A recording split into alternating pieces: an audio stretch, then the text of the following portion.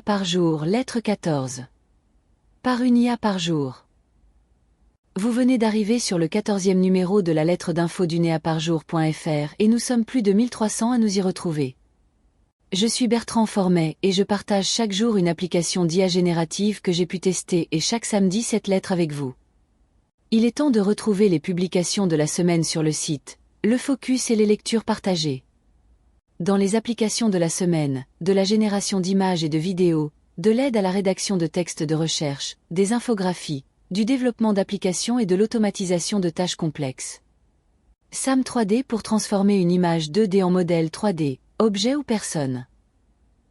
https://www.parjr/sam-3d. Lucie pour générer ou modifier des vidéos et images à partir d'instructions. https://www.parjr/lucy. 2 agents pour automatiser la création d'applications, d'images, de vidéos ou de présentations via des agents autonomes. https://www.parjr/2-agent. Scholantic pour accompagner la rédaction de textes de recherche, avec plan éditable et sélection d'articles scientifiques. https://www.parjr/Atlantic. Kinetics pour animer une image fixe avec des personnages en scène vidéo 3D. https://www.parjr/Kinetics.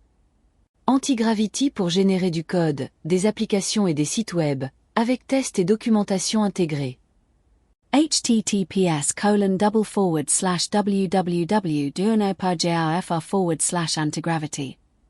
Infographe pour créer des infographies personnalisées à partir d'une instruction. https://www.parjr/infograph. 2 focus cette semaine avec 2 agents et Antigravity pour leurs fonctionnalités multiples regroupées en une application unique, rendue possible par le déploiement d'agents. Les agents pourraient être comparés à une équipe de sport avec leur capitaine qui, après analyse de la situation, ici notre instruction, va mettre en place une stratégie, souvent comme dans Antigravity appelée éco, planification, pour atteindre l'objectif fixé. Pour ce faire, joueuses et joueurs, les agents, vont être déployés, chacune et chacun ayant un rôle précis. L'équipe va agir tout ou en partie en autonomie, sans forcément que l'entraîneuse ou l'entraîneur, en l'occurrence l'humain derrière la machine, n'intervienne. Plus que sur le score final de l'équipe, le résultat proposé par l'application, c'est sur cette autonomie que notre attention devrait certainement porter en priorité.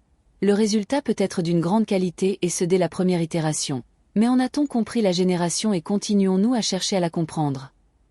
Le terme anglais agency est employé en anglais pour ces agents. Agency qui peut être traduit par agentivité, défini sur Wikipédia comme propriété d'un individu, d'une machine ou d'un groupe d'être la source d'action ayant des effets sur le monde, terme qui parlera déjà à certaines et certains qui lisaient ces lignes, émoticônes, clin d'œil. Agentivité est donc utilisée à la fois pour les humains et pour les machines.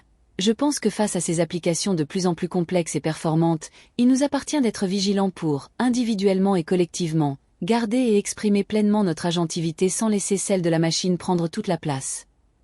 Cette semaine un panorama, un accord, des résonances et on prépare déjà un peu les fêtes de fin d'année.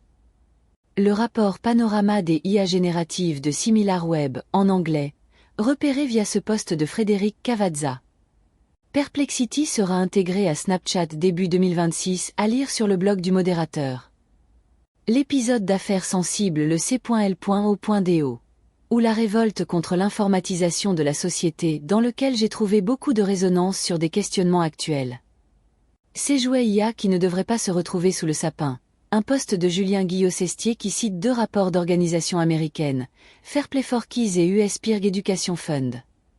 Kit de survie au débat sur l'IA par Laura Siboni. À lire à l'approche des fêtes pour s'y préparer? Winky Face. C'est presque fini pour aujourd'hui. Il y a encore le sondage de la semaine et n'hésitez pas à réagir par un commentaire, un message sur contact@uneaparjour.fr ou un DM sur les réseaux sociaux. Je ne résiste pas à ce gif de fin en référence à un point de cette lettre. Avez-vous trouvé le lien? Winky Face. Rendez-vous la semaine prochaine, même lieu et presque même heure.